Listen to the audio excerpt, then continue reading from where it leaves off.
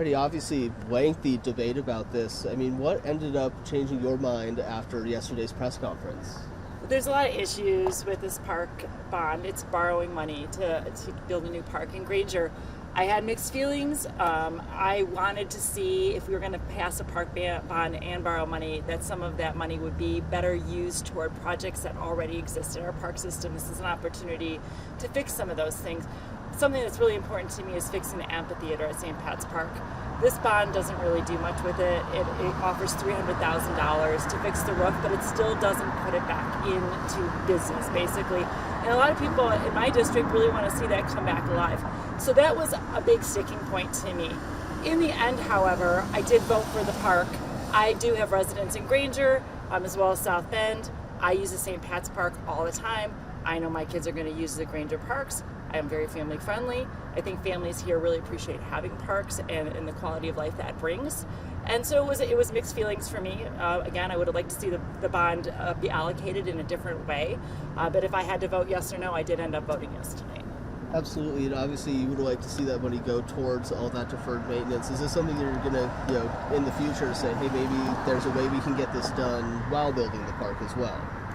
Well, we're always looking for opportunities. I'm not really sure when that opportunity is going to come up, and that's one of the things that makes me nervous. Is we are expecting perhaps less revenues over the next few years because of a state bill that was passed that's going to lower property taxes for everyone, but that's also going to give us less revenues to take care of things.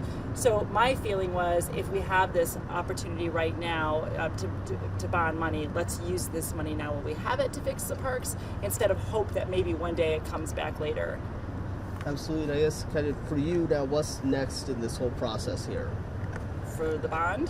The bond, the board, is there anything else that the board has to do with this? Right now we've done our part, and I think they're just going to move on with the bond process, finish that up, but we've already approved it, so this is the last step for us. Absolutely. That's what that was. You said, you didn't want to, you already kind of touched on it, you didn't want to be the reason that some family might be deprived of having a park close. I'm talking about the importance of having parks, even if it's not necessarily, you're 100% in favor and you would like to see that money go somewhere else, just the importance of having that for the public.